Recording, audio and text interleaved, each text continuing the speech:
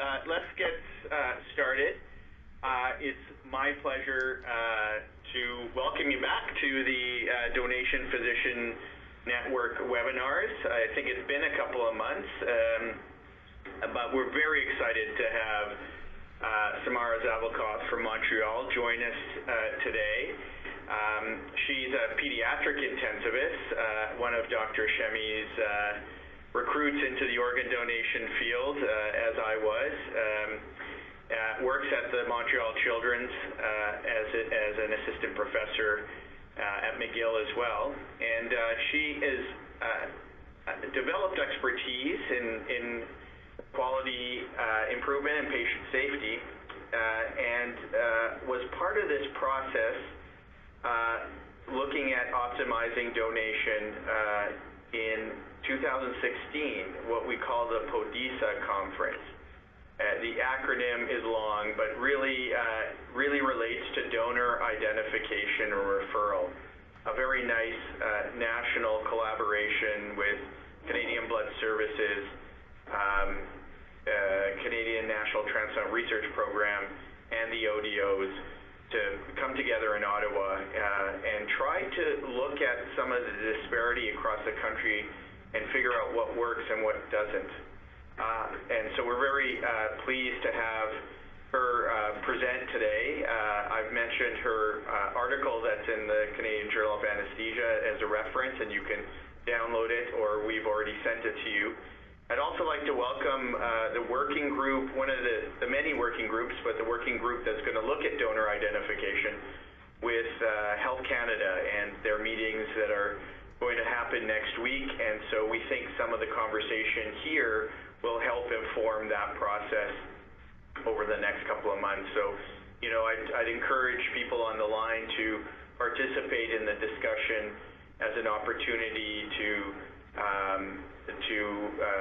inform, the upcoming decisions that may be working in that collaboration. So thank you very much. A reminder to put yourself on mute, that if you have questions, usually we have the discussion after the call, but you're welcome to put them in the question bar on the right or in the chat room, and I can flag it down and ask on your behalf. And as a last reminder, there's always a survey when you close the webinar, so we want to have you fill in those 3 questions to help us make sure this is as productive as possible. Thanks again to Jahan for organizing, and Samara, thanks for joining us. All yours. Thanks, Sunny, and thanks for everybody joining us today. So Sunny's given you the logistics of how things work, and if you're having tech issues, you can also put them in the chat box, and someone besides me who had her own issues will help you through that. So let's start with a story and humanize this issue for everybody.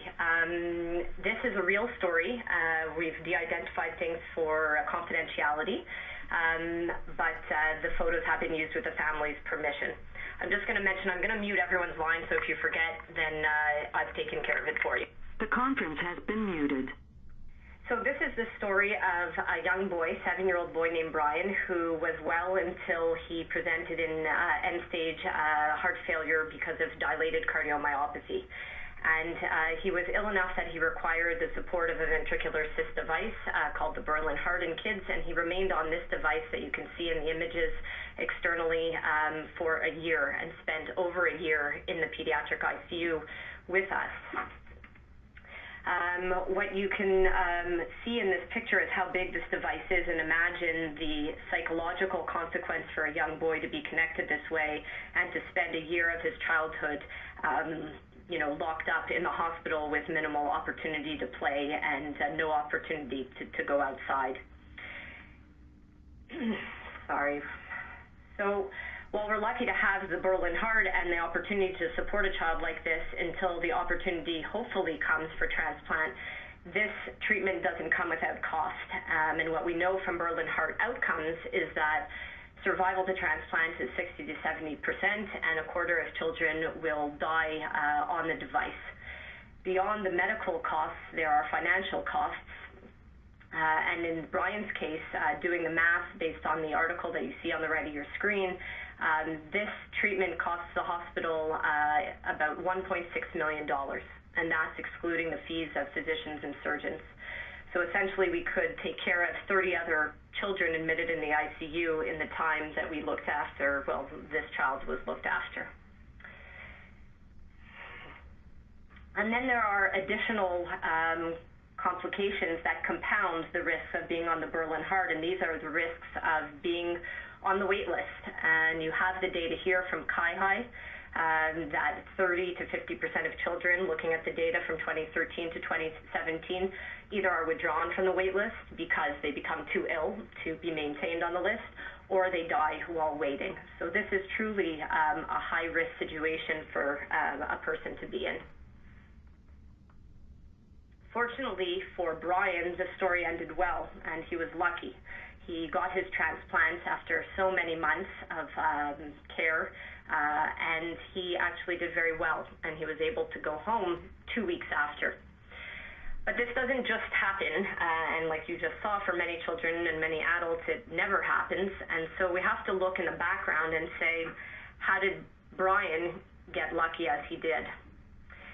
And so his story, of course, is linked to another story, and that's the story of a 10-year-old boy who presented to the pediatric ICU somewhere in Canada with a devastating brain injury and was unresponsive to treatments and was comatose but not brain dead. And his parents came forward and said that they felt that the most appropriate next step was to withdraw life support.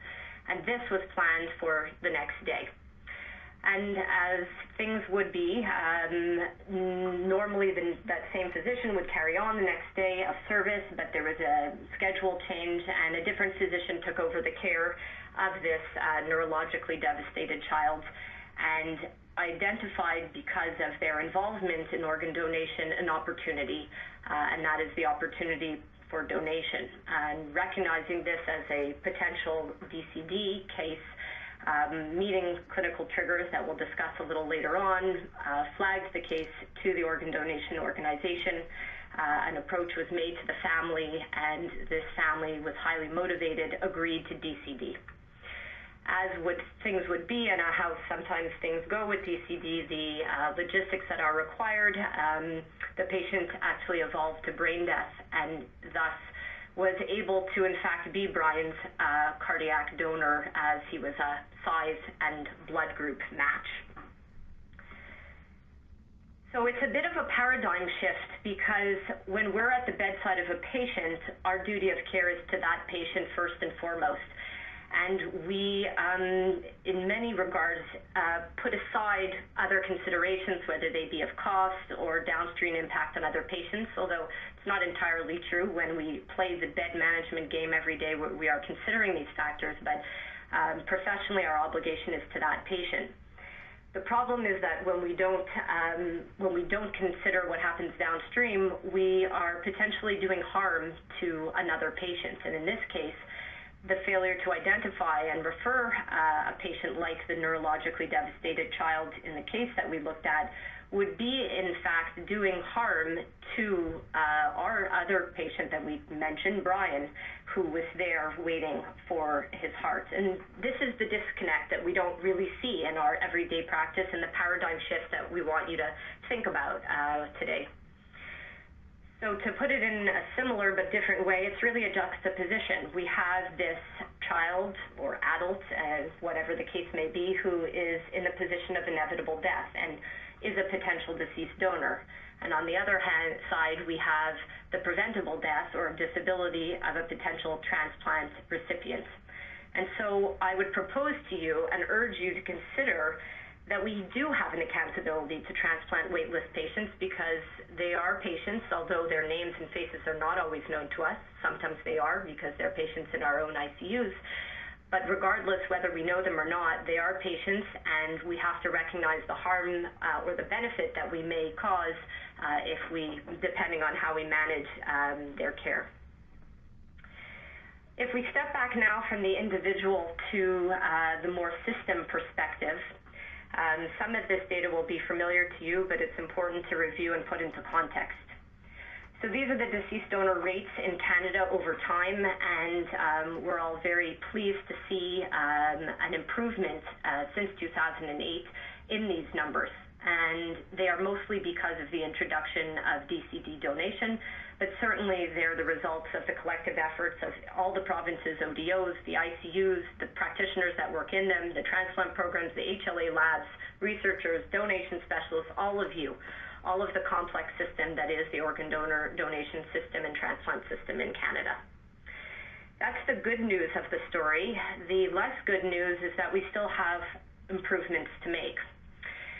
So if we look at our performance in comparison to Spain, the international leader, and even the United States, who shares a lot of the same political, social, geographical similarities to us, we see that we have a ways to go.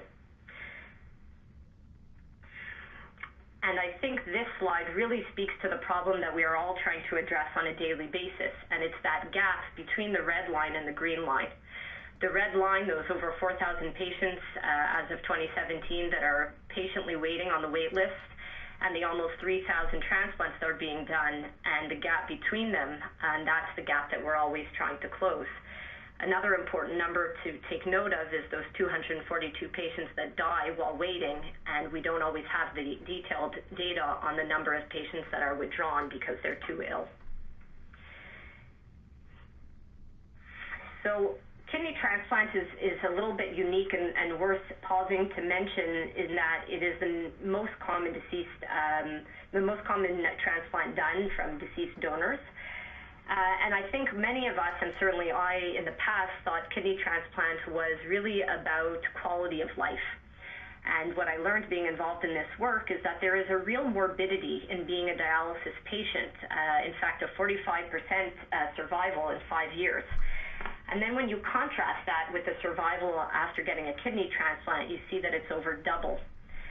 That benefit extends, of course, to quality of life, as I mentioned, but even to cost. And we know there's economic benefits after the first year of renal kidney transplant in the range of $30,000 to $85,000 because of savings in dialysis. So this group doesn't need a lot of convincing that donation is something we're all striving to optimize. So where do things go wrong when we miss a donation opportunity? This is the pathway from a patient being hospitaled to organ recovery, and this is simplified. There's obviously many complicated steps that are happening during a very difficult time for a patient and their family. But what I'd like you to take home from this is that the first step is that the hospital team has to recognize that this patient in front of them is a potential donor and has to notify the organ donation organization in a timely manner, meaning not 5 minutes before the withdrawal of life support is going to happen. And yes, all the other things that can go wrong downstream that you see listed here are important, but become irrelevant if we don't do step one in the process properly. So it all comes back in my mind to identification and referral. And we know we have a further problem in that our donation system isn't equal throughout the country. This important paper taught us that where you die will dictate how realistic donation becomes, what city, what hospital, and even the unit that you're on. Transplant hospitals are the high performers and can have up to 4 times the donor rates that a general hospital will have. So we have to look at these high performers and see what they're doing right and what can be improved, and strive for things to be just across the country. It's interesting that we have the persistent problem of donor identification and referral even in provinces that have what's called required referral provisions or legislation, which tells us that we must notify the ODO when a person dies or when death is imminent to determine if they have an intention to donate, if they're registered, or if they may be suitable, medical eligibility. You'll note Alberta is shaded because they have a slightly different legislation referred to as mandatory consideration. But the fact that we have legislation is clearly important but insufficient to solving this problem. So a little bit more on this problem of donor identification and referral, I'll take you through two pieces of data, first on the left of your screen. So reminding you that on the previous slide, you saw that Manitoba is one of those provinces that have required referral. And here is some data from a few years back about compliance of different hospitals with that required referral legislation. And you can see that at best, they're performing at 40%, and at worst, possibly under 10%, certainly not complying with that legislation fully. And then we have other data that you see on the right of your screen, which is from the pilot death audit that was done in Alberta and led by Andreas Kramer. And here they looked at 2,700 deaths, patients that had been mechanically ventilated, and looked at, if we considered a consent rate of 60%, what were the potential donors that were the potential donor rates. So there were 10 potential NDD donors and 62 potential DCD donors. And keep in mind, at this time, DCD was not implemented in Alberta. So this really drives home one side point, which is that DCD donation is really a key to ongoing optimization of DCD is a key element in increasing the performance of our system. But if you do the math on this and you add up 10 and 62 and you have 72 potential donors and you assume that each of them give on average 3 organs, we're looking at over 200 potential organ transplants that were unrealized. And it's struck me as interesting that if you remember the number of patients that died on the wait list, it's 242.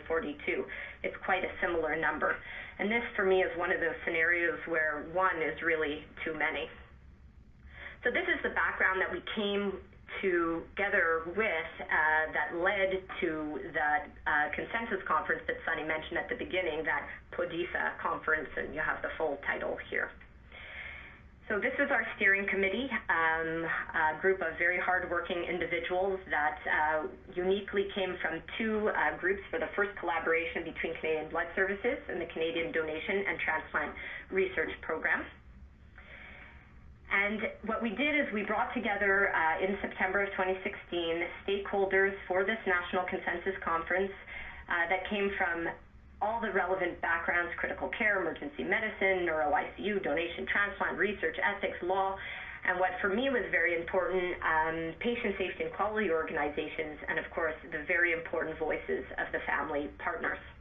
So we could really evaluate this problem, delve into it, and make some evidence-based statements about how things should go in the future. So these were the workshop objectives. I'll give you a minute to scan through them and just highlight that we were hoping to come to an agreement about clinical triggers, define responsibilities of the healthcare professional, what would be the barriers and facilitators to accomplishing the task of donor identification and referral, starting to develop an implementation plan, and really talk about the system's accountability for these strategies and what are the responsibilities of the healthcare system beyond the individual person. And then to propose, and I'll walk you through this line of argument shortly, whether donor identification and referral is a critical healthcare priority with important implications for the public. And all of this we considered under the principal goals of what we all work under, which are that the organ donation and transplant system aims to serve the needs of potential transplant patients by performing as many transplants as possible for this underserviced population, doing so in an ethical, legal, safe, and equitable manner. And what I have to say for me is also a little bit of a new way of thinking is really providing that opportunity to donate and not taking it upon ourselves to make a decision because of preconceived notions about a patient's religion or their emotional state, but really seeing that we need to allow every patient or every family to make that decision for themselves and to be able to look back and say that they had that opportunity or they were explained why they weren't given that opportunity. This issue really spoke to people, and they said things like the impact of missing donors is invisible to the healthcare system, or there are few, if any, consequences for non-performers. And you can see the other quotes there. So we realized we had certainly struck a chord with people related to the organ and organ donation and transplant system. And so to put forth this idea of social accountability and system accountability, we came to be aware of a concept called never events, which is a patient safety concept, and it refers essentially to these very shocking medical errors that simply should never happen, never events. And there is a few examples on the screen there that you can say: retain foreign objects from surgery, doing surgery on the wrong side, putting a feeding tube in the lung and feeding someone. And so we wondered, and I put the question to you as well, should missing an organ donor, if you or I don't identify and refer someone, should that be considered a never event, given that we know from the Alberta death audits and that when we deprive one person of the opportunity, there's 2 to 3 other people whose names we don't know, but who might be deprived of life-saving therapy. So in summary, on the system accountability question, this is the way we think about it. If it's the law, at least in some provinces, if we know that missing donor identification and referral is something that happens commonly, if we know it can hurt someone or it can take their life, and that we have this alternative, which is to transplant them and save their life, improve their quality of life, or save the system money, then why wouldn't we consider donor identification an example, not doing it correctly, as an example of preventable harm? And with all of that background, we sat down together and came up with 37 overarching consensus statements that are all in that article that Sunny referred to and that's been provided to you. And I won't go through all 37. You can certainly go through them. We tried to write them in a succinct manner so they're usable. And these were the themes that they were organized in to make it digestible for people. And we came up with a mission statement that I really love because I think it does a great job of summarizing the key consensus statements. So I'll read this out for you. An accountable system for organ donor identification and referral should aim to honor patient and family wishes by ensuring the opportunity to donate. Healthcare professionals should strive to identify early and refer to ODOs always, such that no donation opportunities are missed. Donor identification practice must be coordinated and collaborative. A successful donor identification and referral system is supported by accurate and timely data, will have both system-level and individual accountability, and incentivize good performance. And so I'll expand a little bit on some of these points. And while we're going through them, I would challenge you, because you're there as a change agent, to question what can you do, and in the spirit of quality improvement, I would ask, what can you do starting tomorrow, or what can you do before next Thursday to change things in the institutions where you work? So these are some of the highlights of the professional level expert guidance. That donation be consistently addressed as part of end-of-life care, that we just do this as a routine every time. And of course, we do this after a decision of withdrawal is made to decouple the discussion, but that doesn't mean we can't identify clinical triggers as discussions are underway. That healthcare professionals know how and when to identify and refer potential donors. And so through Canadian Blood Services, we're developing a chapter of e-learning on donor identification and referral so that people can use this research, hopefully soon, to learn those details. And that transplant candidates receive transparent information, that they know about local allocation guidelines, they know about the performance of the area that they live in, so they know the reality of their situation. In terms of the system, some of the highlights I'll go through here, and the challenge here, again, is to consider how can you move these system-level consensus, this expert guidance forward in the places that you work. So the first one is national adoption of clinical triggers, and I'm going to show you the clinical triggers in a minute because I think they're very practical and a helpful way to get the discussion going and to remind us we're all busy, the patients are sick, it's emotionally a difficult scenario always, and having something that's very concrete to rely on is very helpful. We, of course, are advocating that there be dedicated resources to match donation activities, and this could even include transfer of potential donors to sites if that's what's required to make donation happen. Very, very important is that we have performance measures. You can't improve something that you can't measure. And the Alberta Death Audit taught us a lot about that process, and now we need to move forward with a national approach to death audits that are in real time with robust data that we can respond to with interventions and improve. Reporting and investigating missed donation opportunities. So the same way that if a practitioner failed to give antibiotics to a patient in septic shock and they had a poor outcome, and that would be a critical safety event that would have to be reported, discussed, and have an action plan, that missing a donor identification and referral should be managed in the same way in terms of quality improvement and patient safety. And that we move forward with this concept that missing a donor identification and referral is a preventable and critical patient safety event. So I'll reframe these numbers again. If you assume you have 100 potential donors that are missed, and we have a consent rate of 60%, so that's 60 actual donors, and we have 3 organs from each of them, that brings us to 180, having started with 100. And so you can see for every donor that we miss, at least 2 Canadians are potentially being deprived of a transplant. And I hope now that harm is no longer disconnected for you. So just to get towards the end with the clinical triggers, I'll say that the triggers that we came up with finally at the consensus conference have evolved a bit through some peer review. And I don't think there's one set of right triggers, but I find these are helpful and practical and try to be inclusive, other than perhaps medical assisted dying, which we've left on the side, but is a future thing to consider.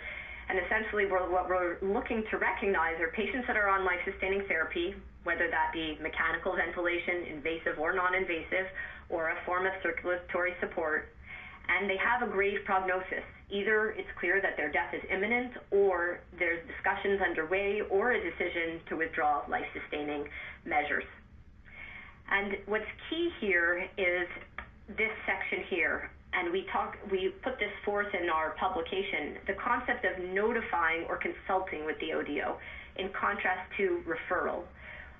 When you have made that decision to withdraw life support and met all the critical triggers in addition to that, then there is that required referral. That's what we're advocating for, even in the provinces that don't have the legislation as of yet. But prior to that, when you're in this phase between injury and active care and then poor prognosis, it's this gradual process where you see on the triangle the benefit of therapy becomes less and less, the likelihood of end-of-life care becomes more and more, and in that zone, there's a place to reach out to the ODO with questions for their support, clarifying things like whether the patient has registered intent to donate or whether that patient might be medically eligible. Because the reality is, and I hear this from adult colleagues certainly even more or as much as pediatric colleagues, when we go in the room to have that end-of-life discussion and we intend to couple it and not talk about donation, many families will put those questions to us in that meeting and say, can my father or my child or my uncle be a donor? And having that initial information from the ODO and that consultation can help better inform that discussion.